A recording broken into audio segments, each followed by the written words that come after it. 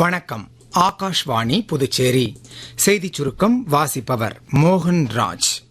இன்று புனித வெள்ளியையொட்டி குடியரசு துணைத் தலைவர் திரு சி.பி. ராதாகிருஷ்ணன் சமூக ஊடக பதிவு ஒன்றில் இயேசு கிறிஸ்துவின் வாழ்வும் போதனைகளும் அனைவரையும் பணிவு, தன்னலமின்மை மற்றும் நீதி ஆகிய நன்னெறிகளில் பயணிக்க தூண்டுவதாக தெரிவித்துள்ளார்.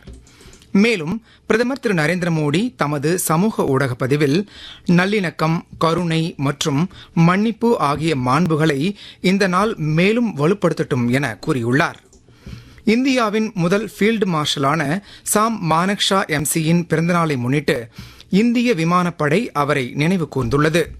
இணையற்ற துணிச்சலையும் கூர்மையான மதிநுட்பத்தையும் ஈடு இணையில்லாத தலைமைத்துவத்தையும் கொண்ட ஒரு போர் வீரராக அவர் திகழ்ந்ததாக சமூக ஊடக பதிவு ஒன்றில் இந்திய விமானப்படை கூறியுள்ளது.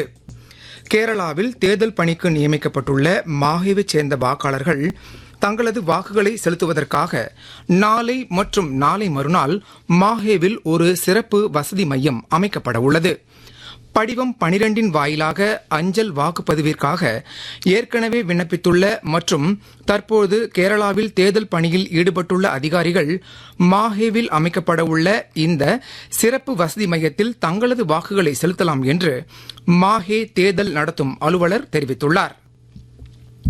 புதுச்சேரி யூனியன் பிரதேசத்தில் வரும் 9ஆம் தேதி வாக்குப்பதிவு முடியும் நேரமான மாலை 6 மணிக்கு முந்தைய 48 மணி நேரத்தில் வானொலி, தொலைக்காட்சி மற்றும் கேபிள் கட்டமைப்பில் ஒளிபரப்பாகும் எந்தவொரு நிகழ்ச்சியிலும் எந்தவொரு வேட்பாளர் அல்லது அரசியல் கட்சிக்கு சாதகமாகவோ தேர்தல் முடிவுகளை பாதிக்கும் வகையிலோ எந்தவொரு உள்ளடக்கமும் இடம்பெறக்கூடாது என தேர்தல் ஆணையம் அறிவுறுத்தியுள்ளது.